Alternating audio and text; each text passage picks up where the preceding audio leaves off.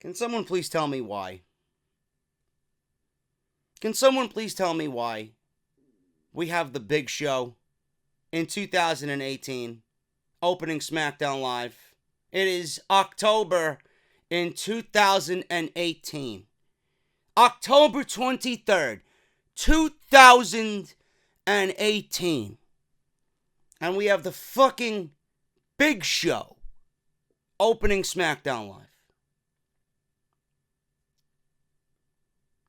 Now, if you are a passerby watching this show, if you pick up your remote control and you're somehow finding your way over from the Red Sox-Dodgers game, which I don't understand why you would, if you're finding your way over from the World Series Game 1, and you see the Big Show on television, what would be your first instinct? Would it be to remain on the channel and watch an exhilarating match? Or would it be to change the channel to literally anything else? The cooking channel? Fine. Halloween Wars. Or Halloween Bake Wars on the Food Network. Fantastic. Some lame reality show on MTV where teenagers are getting drunk and roaming around in barely any clothing. Fantastic. Maybe you're watching Law and Order for the fucking 67th time. Or a rerun of the Chrisleys on demand. Or maybe you're catching up on The Walking Dead, which I could have did tonight instead of watching this fucking piece of shit show. 2 hours of my life I cannot get back. But seriously, what would you do? What would be your first inclination? If you're coming over from anything else that you're watching on a Tuesday night and you see the fucking Big Show standing in the ring against Kofi Kingston. Doesn't really bode well for the rest of the show now, does it? I don't think that's going to keep eyes on the product, WWE.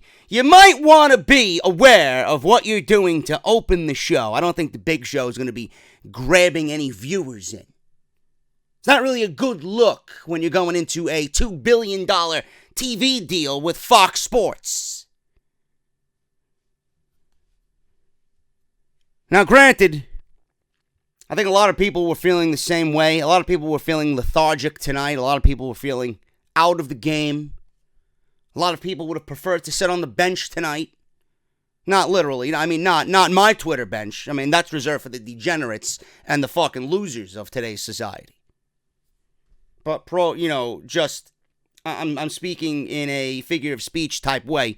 I think a lot of people would have preferred to sit on the wrestling bench tonight. They really weren't in the game. Their head wasn't in the game tonight because of what happened on Monday Night Raw with Roman Reigns and his announcement that he's battling leukemia again and he had to give up the Universal Championship.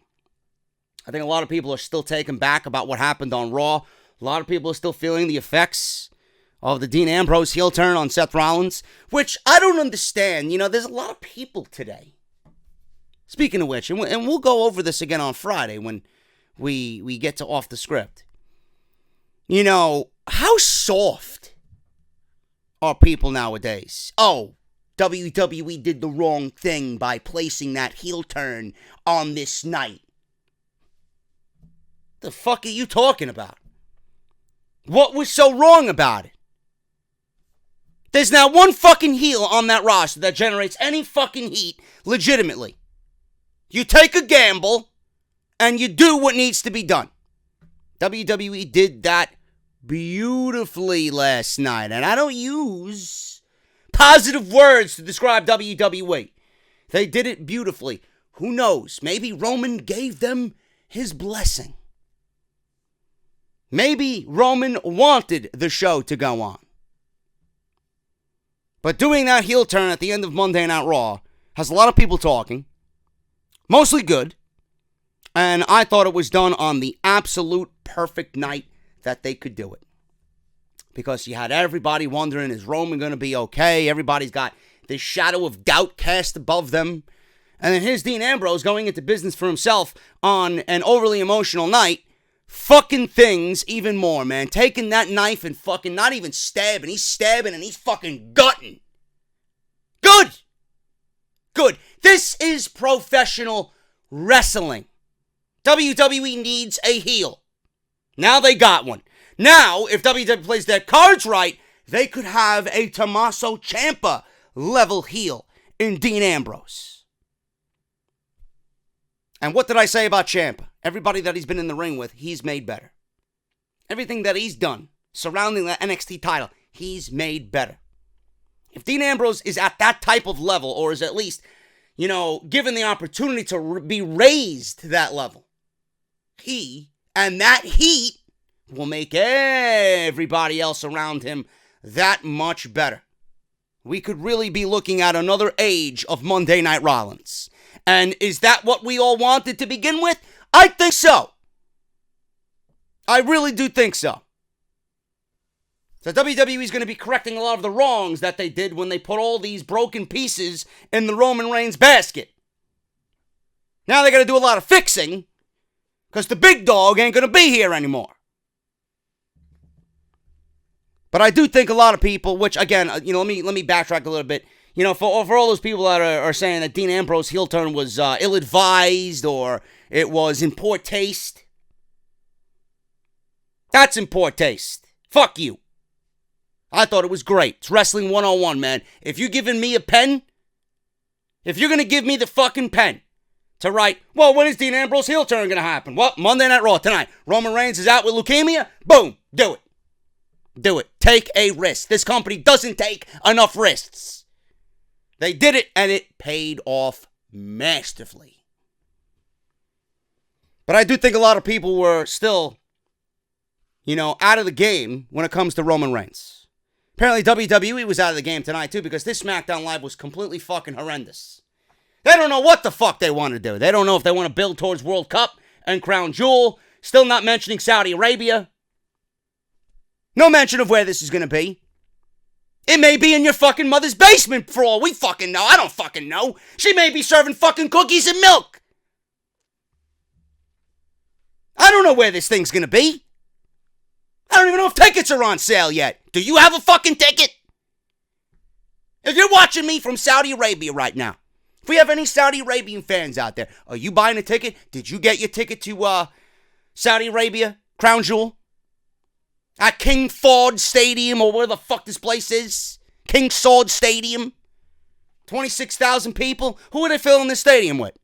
Dummies? Mannequins? Tickets aren't on sale yet. As far as I know, Crown Jewel is still in peril, according to sources.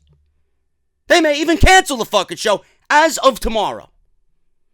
On top of all the rumors about John Cena and him not wanting to be a Crown Jewel, Daniel Bryan apparently came out and said he don't want to work Crown Jewel either. So you got two major names in Daniel Bryan and John Cena who are still being advertised for Crown Jewel because WWE thinks that they could sway their opinions, don't want to work Crown Jewel. And then on top of that, the New York Post actually came out and revealed that the Washington Post journalist who went over there was actually dismembered. And his body was found in the consul's general's garden. Really. This guy was chopped up, and he was found in the consul general's garden over there. Yet WWE is going to hold an event for these fucking people. These animals, these savages. Right? Unreal. So Crown Jewel may end up being canceled altogether, which I hope it is. Because I know there is a lot of people in the community. Now, I don't know where I stand. I'm probably going to watch the show anyway. Because it's going to be a newsworthy show. And I hate missing out on newsworthy shows. But there's people in the community that are blatantly saying, fuck this shit. I'm not going to watch this show. I stand for nothing with the WWE in this decision. I have no interest in this show. I am totally against WWE going over there and doing this shit, and they're not watching it. They're putting their foot down. I'm going to cover the show the best that I can because this is what I do. This is what I do. I wish that they would actually cancel the show and move everything that we're seeing on November 2nd to the Survivor Series. Seriously. Everything that they're doing with the Crown Jewel World Cup tournament, they could put for the Universal Championship. Seriously. they could put Lesnar and Strowman in this field, make it a field of 16, and include people from SmackDown and Raw, and just go about having a huge Deadly Games tournament. Pay-per-views are 5 hours now, and I think Roman would be pleased to know that the legacy that he's leaving with the Universal Championship is going to be in good hands, and it's going to be fought over.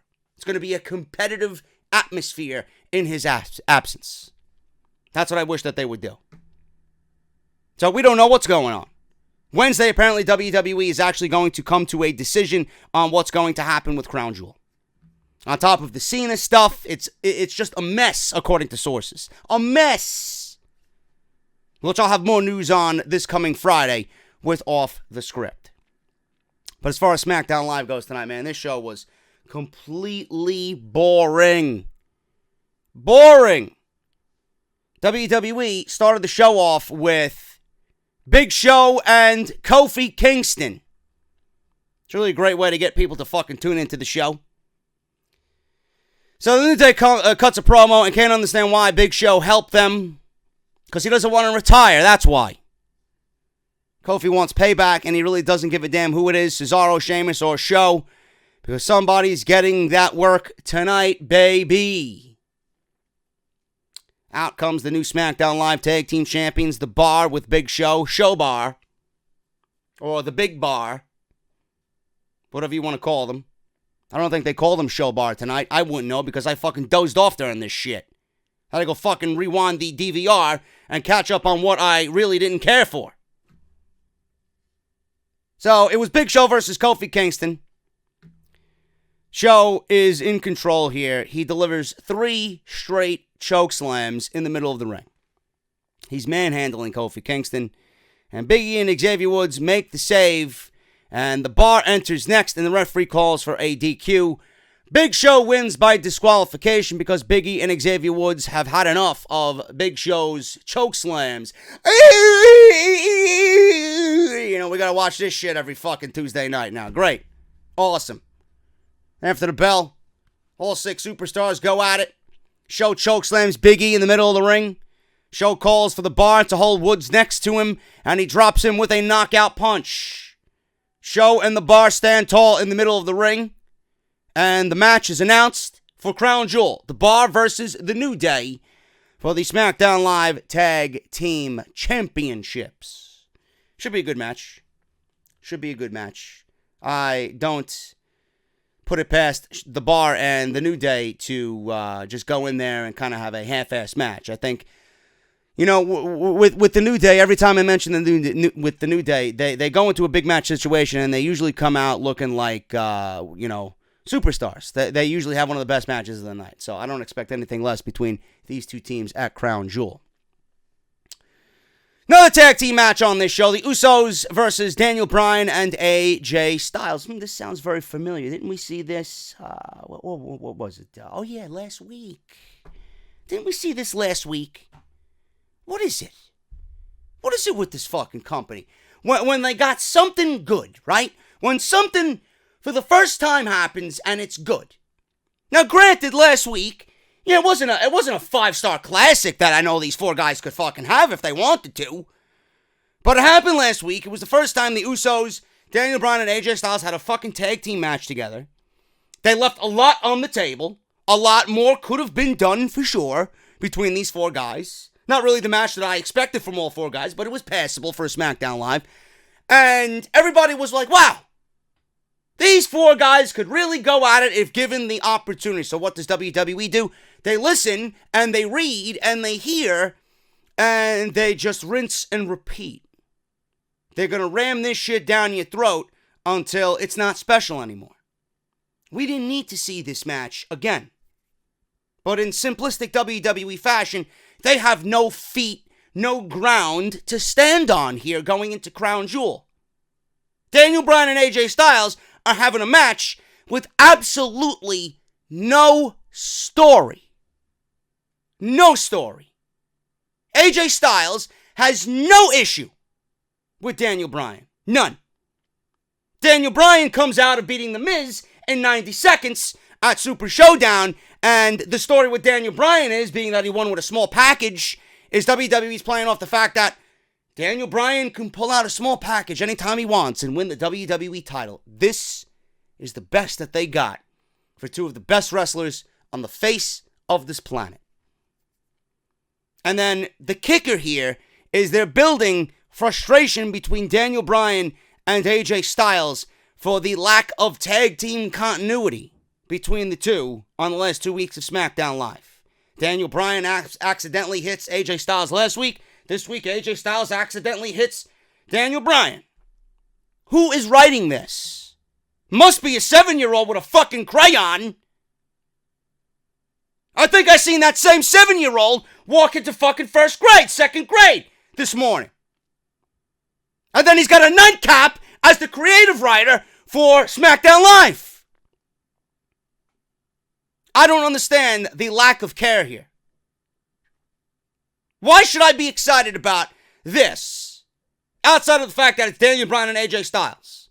I would appreciate a little fucking storytelling for a major match that a lot of people thought that they would never see for the WWE Championship. And I hope the reports aren't true, where WWE wants people to forget about Crown Jewel and they may pull out a shocking victory by Daniel Bryan and give him the WWE title. It's not his time yet.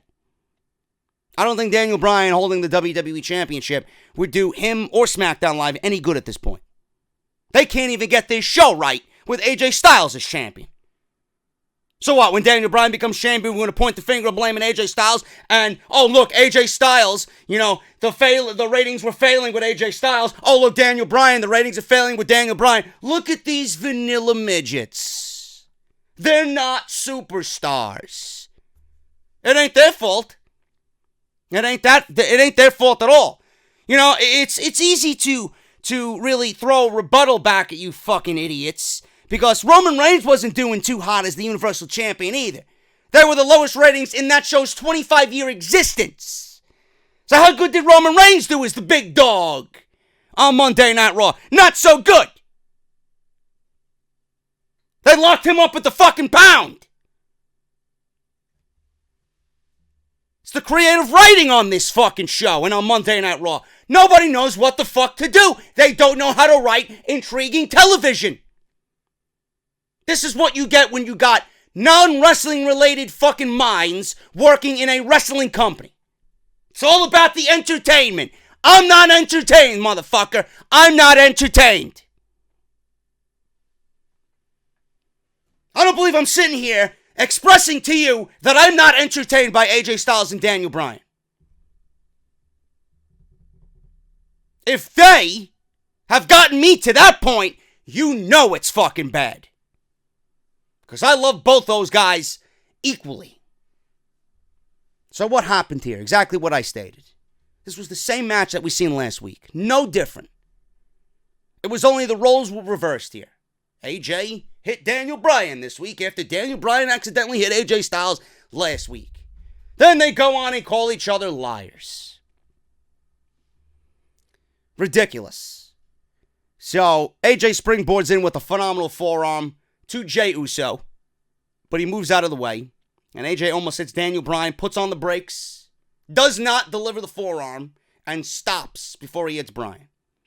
AJ ends up dropping Bryan with a Pele kick by accident as Jey moved out of the way. Usos take advantage. Jey hits a big flying splash to get the pin on AJ for the win 2 weeks in a row. What did I mention last week? That the Usos should be on a nice string of momentum here. What is WWE going to do with the Usos that they beat the WWE Champion and the number one contender for the WWE Championship?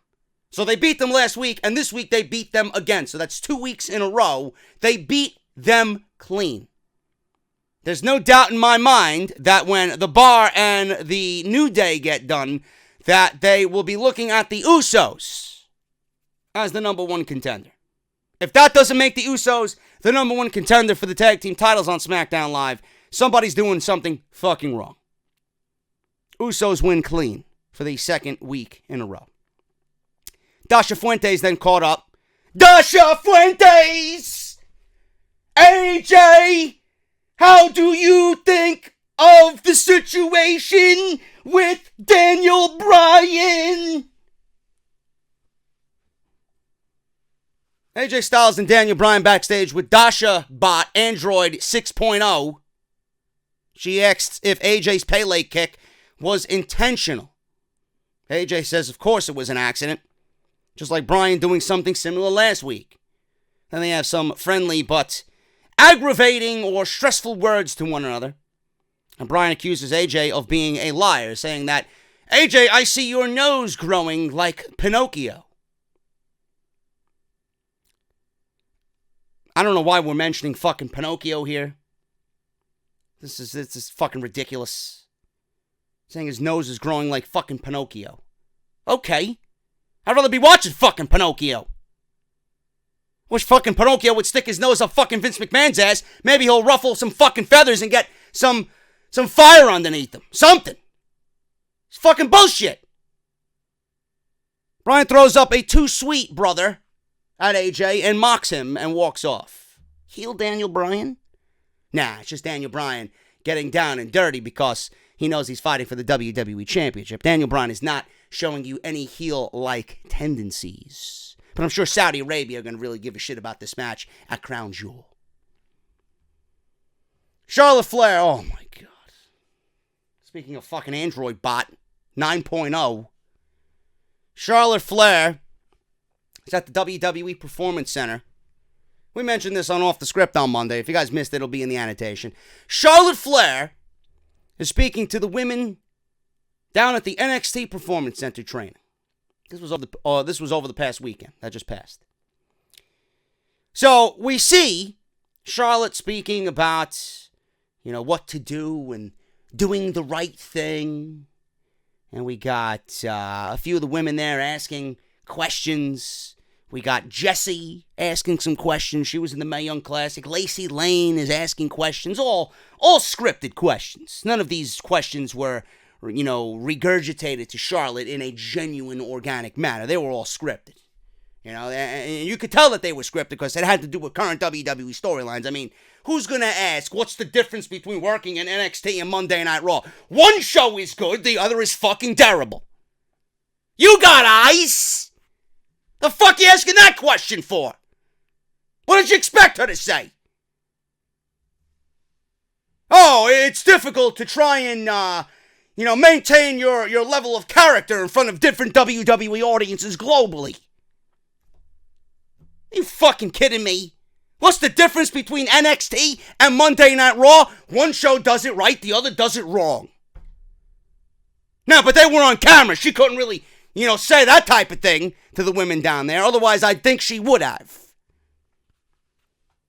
Did anybody else this is what pisses me off about this. Why do you have women like Shayna Baszler standing there listening to Charlotte? Why? Did you see the look on Shayna Baszler's face when Charlotte was talking? It was a look of disdain, number one, and it was a look like, bitch, what the fuck are you gonna tell me that I don't already know? I'm coming to SmackDown Live. I'm gonna fucking take the title that you want to beat. You want to take off Becky Lynch. I don't need Shayna Baszler standing there. Why is she there? She's in a championship match. She's been doing things more right than anybody in the last year. The fuck she need advice from Charlotte for? Give me a break. So, all of a sudden, Becky Lynch comes out of nowhere. And Becky's like, I don't know why you're listening to her for. Don't listen to her. She's telling you the bullshit. You got to do what I've been doing to get ahead. Befriend no one. Be rogue. Do things on your own. Take things that you feel belong to you. Befriend nobody. Because if you do, then they're going to hold you back. They're going to steal your spotlight, etc., etc. So then there was a brawl that happened, and the two start brawling around the Performance Center ring. I think Charlotte was thrown into the steel steps. Becky was thrown into the apron. There's a big pull-apart brawl, and Becky and Charlotte are pulled apart, and Charlotte then yells, "Who are you?" Who are you? She's not an android, number one. Number two, she's doing it right, and you, Miss Charlotte, are doing it all wrong. I hated this for every single fucking reason possible. Every single reason imaginable, I hated this. This was god-awful. God-awful. The only positive thing to come out of this is probably the only match at Evolution outside of what's already scheduled with Shayna and Kyrie and then the Mae Young Classic final. This is the only thing outside of that stuff that legitimately makes sense on this show. That's the only positive about this at all. This was overly fucking forced. This in no way at all seemed natural or organic. You knew that this was one of those things that WWE, again, is putting on their plate to try and get Charlotte over as the sympathetic figure here. Charlotte speaking to everybody, all the women in NXT, to look like a little angel. Like a little angel, the little mentor talking to all the women who are up and coming in WWE. The queen speaking to all of her little servants. I hope I have an opportunity to wrestle every single one of you. Right? And then in comes Becky, and she's the one to shit on Charlotte's parade here. Looking like a douche. Looking like a scumbag, Becky. So they intentionally, and I still love how Road Dogg came out weeks ago and said, we don't care who you choose, just choose a side. But here's WWE in every possible way, at every twist and turn. They're telling you who you should cheer for and who you need to boo. This is another example of WWE telling you, hey guys, listen, we know it all. We want you to cheer Charlotte and we want you to boo Becky. Another one of those instances in which there's a lot of gray and you're going to misinterpret it. Some of you are going to misinterpret it. But to me, it's no misinterpretation. It's WWE presenting Charlotte in a good light as the teacher, the mentor, going down to speak to all the students, and Becky being the riot act and the one that's going to find herself in detention every fucking day by Mr. Belding. She's going to cause a riot. She's going to be the disruptive kid in class. Bullshit. It's absolutely fucking bullshit. I hated this in every sense of the word. And the questions from the students, you know, the questions that they had Lacey Lane and Jesse ask, they were just overly scripted, nonsensical fucking answers of questions. Ridiculous. How do you feel about being at Evolution? The fuck do you expect her to say? No, I hate it. I think this pay-per-view is a fucking disgrace. Come on, man. WWE tried to take something out of the Impact playbook and failed miserably. Failed. Speaking of Evolution, the last woman standing match, if WWE doesn't have Becky go over here, they have completely fucked everything with Becky. And everything that they put so much work into building with Becky Lynch will be wasted. Charlotte does not need the Women's Championship. Becky should be put over, and Becky should go on to hold the title for the rest of the year. The rest of the year. You're not going to have this woman have a single title defense against one opponent, and that is it. This woman needs to hold the championship to legitimize a fucking title reign. She is not some fucking puppet, some slave to the WWE in which she's keeping the title warm for Charlotte for a 9th fucking time. WWE has to do the right thing, and Becky needs to walk out of Evolution with the championship. Rusev versus Aiden English. This was a complete waste of everybody's time. Accolade makes Aiden English submit for the win. Rusev is dead. Aiden English is he's been dead. Ever since they split Rusev Day, he's been nothing but fucking mid-card garbage. Not even lower card. Lower card garbage. Rusev is dead. Rusev Day is officially off the calendar, as far as I'm concerned. And I mentioned this several different times. WWE failed to capitalize on Rusev Day before WrestleMania. They were absolutely volcanic hot. They were hotter than anything else on this entire show, including AJ Styles. And WWE missed the boat. They didn't give them a run with the tag team titles. They should have won the tag team titles at the Elimination Chamber, and if not, then at WrestleMania. And WWE didn't want to do it because, for whatever reason, they didn't want Rusev to be portrayed as a babyface when they wanted to push him as a heel. Now they want to push him as a babyface, and he's not getting any babyface reactions. I am already over Rusev being a babyface. They fucked up. It's too little, too late now, Mr. James, Road Dogg. The ship has sailed. Rusev is Tom Hanks on, what's that fucking move? Castaway. Rusev is on an island all by himself, completely stranded in the middle of nowhere. You didn't do it. Now you expect me to care about Rusev. Then I did. Now I don't. Where does he go from here? He's in the middle of nothing on this show and receiving little to no reaction. Might have been New Jersey. It might not. Maybe he gets a bigger reaction next week, wherever they go. I don't fucking know.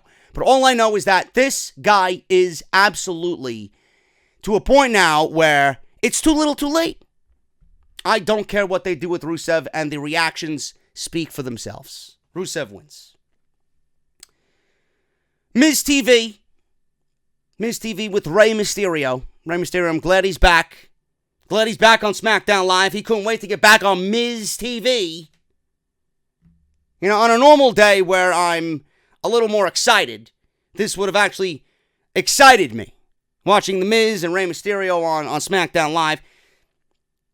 The Miz has had some of the best matches of the year on the main roster. You know, matches with Seth Rollins and Jeff Hardy.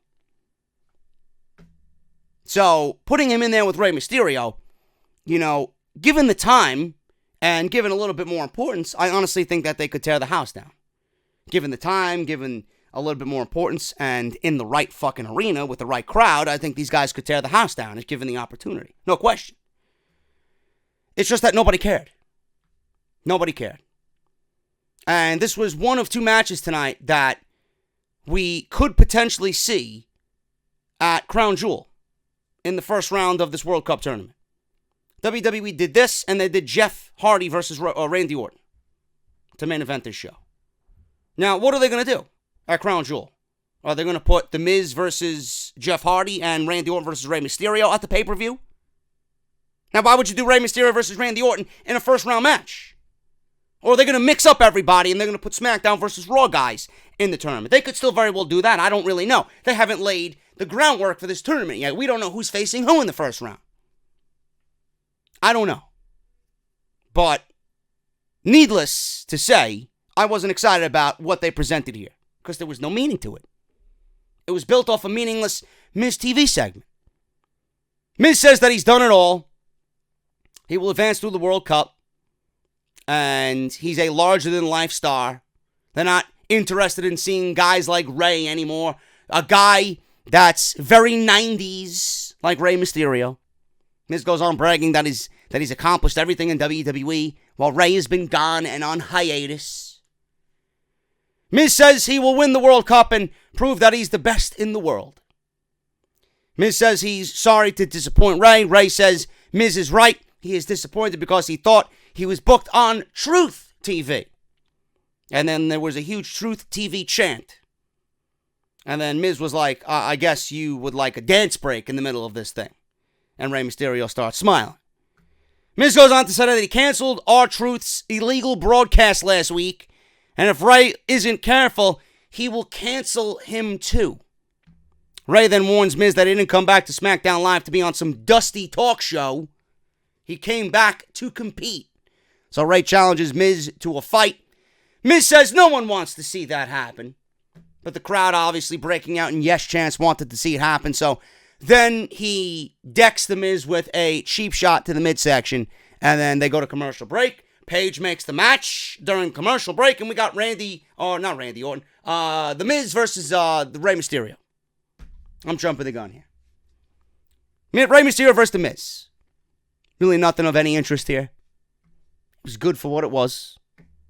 Really didn't mean anything in the grand scheme of things, but Rey Mysterio wins. You weren't going to have Rey Mysterio lose in his second match out. There was one cool spot where Miz was on the outside and Rey slid underneath the bottom rope and he splashed him like he was sliding on one of them wet slides during the summer on your mother's lawn. Slid underneath the rope and did a fluid motion big splash right on top of the Miz. Looked really cool. So, Rey springboards in from the apron, and Miz catches in midair, nails him with a neck breaker. That neck breaker, back breaker combination that the Miz does. And Rey counters it. Big boot. Rey kicks out at 2. Miz argues with the referee for a little bit. He can't believe that Rey Mysterio has not been pinned yet. Rey fights out of a skull-crushing finale. Rey ends up dropping the Miz into the ropes and nailing a 619. Rey drops the big splash off the rope. Springboards in. Boom. Rey Mysterio wins. And there you have it. Rey Mysterio beats The Miz in a very uneventful match here on SmackDown Live. Naomi and Asuka, acting like fucking clowns in the circus, come out to have a match with Mandy Rose and Sonya Deville. I love when Mandy Rose comes out for obvious reasons, but Corey Graves is hilarious when Mandy Rose comes out. He immediately told Phillips to shut up, Phillips. And nobody said a goddamn word as Mandy Rose walked down the aisle. Now, Mandy Rose was wearing black tonight. I do not approve of this. I think she looks much better in the gold attire. And did you guys see this fucking goon, Ryan Satin, interviewing Eva Marie, who wants to come back to the WWE because she has unfinished business? You have no business in a ring, honey. Stay retired. Do not come anywhere near this company. I will be waiting with fucking torches and pitchforks. No one wants to see you.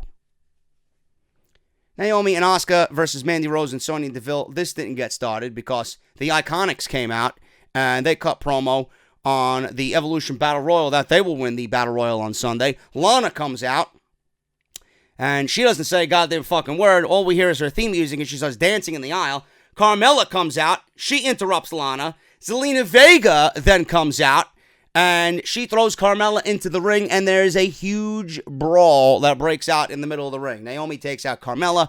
Sonya takes out Naomi. Peyton drops Lana. Vega tosses Rose out of the ring. Vega and Lana are the ones in the ring. Vega and Lana in the corner. Vega with double knees. Asuka comes in from behind, and she tosses Vega over the top rope, and Asuka stands tall. And I don't believe that this is the best that they have for Asuka at WWE Evolution. This is WWE building up a WWE historic pay-per-view for Evolution. This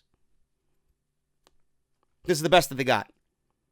With their lack of effort, I hope that this pay-per-view fucking bombs in every fucking category. I hope that it doesn't check off anything on anybody's fucking checklist on Sunday night. I hope this bombs. WWE deserves every piece of backlash that they have coming to them on Sunday night. Every single piece of backlash coming to them on Sunday night with this pay-per-view. I don't believe we're sitting here and this is the card, this is the build, this is the effort for this pay-per-view. How could you get anyone excited about Evolution with this? I don't believe it. I don't believe it. And if you are excited about this pay-per-view on Sunday night, you need to check yourself into a mental institution and get checked out ASAP. Because there is something mentally wrong with you. There is nothing on this show outside of the Mae Young Classic Final, Shayna Baszler and Kairi Sane, that I actually give a shit about. Nothing. And the latest rumor is that Alexa Bliss is hurt and that her replacement is going to be Alicia Fox. I dare you. I dare you to continue that match with Alicia Fox in the fucking match. If you paid a ticket to go sit at the Nassau Coliseum,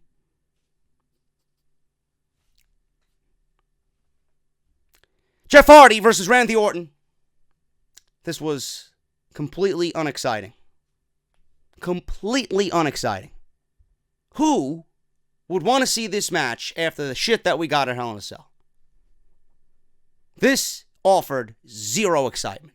And the crowd clearly did not give a shit either. So Hardy hits the whisper in the wind. Orton kicks out.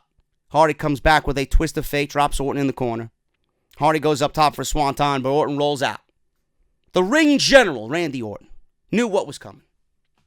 Hardy runs to the apron, leaps to the floor, does a swanton bomb on the outside, but Orton moves, and Hardy hits the floor hard. Referee counts as Orton gets up first. Orton brings it back into the ring.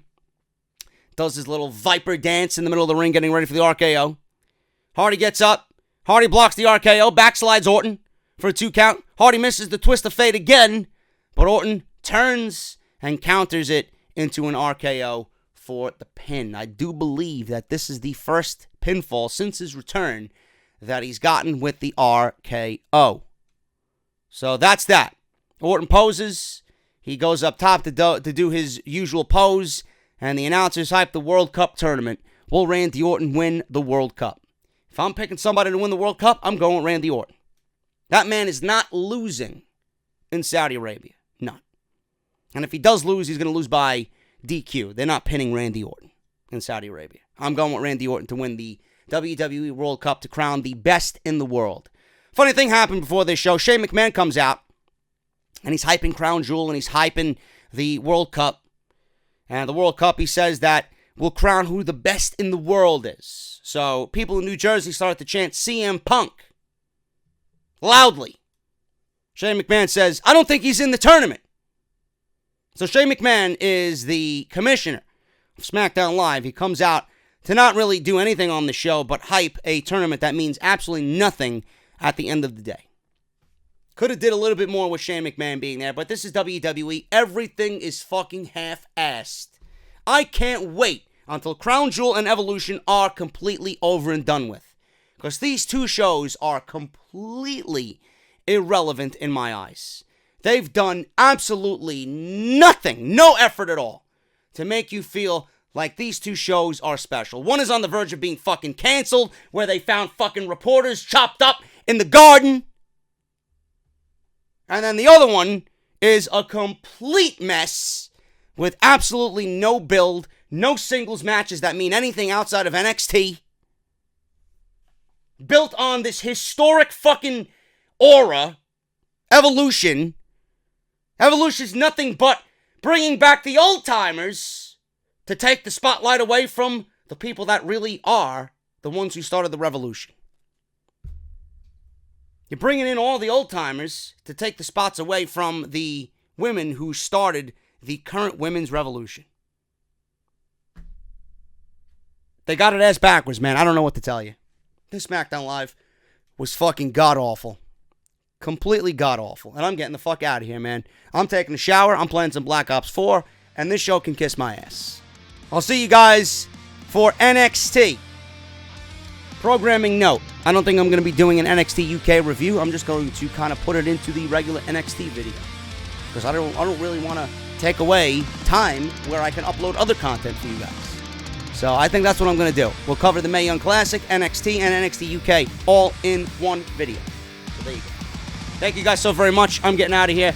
I will see you all tomorrow for NXT and the Mae Young Classic. If you guys missed anything on the channel already, man, Monday Night Raw, almost 50,000 views for last night's emotional show with Roman Reigns. Make sure you guys go and check that out. And I did a WWE 2K19 video today where we did episode 7, My Career. That's on the channel right now as well. Thank you guys so very much. Hit that thumbs up, and I will see you all for NXT tomorrow night as we find out who attacked Aleister Black. I'll talk to you guys later.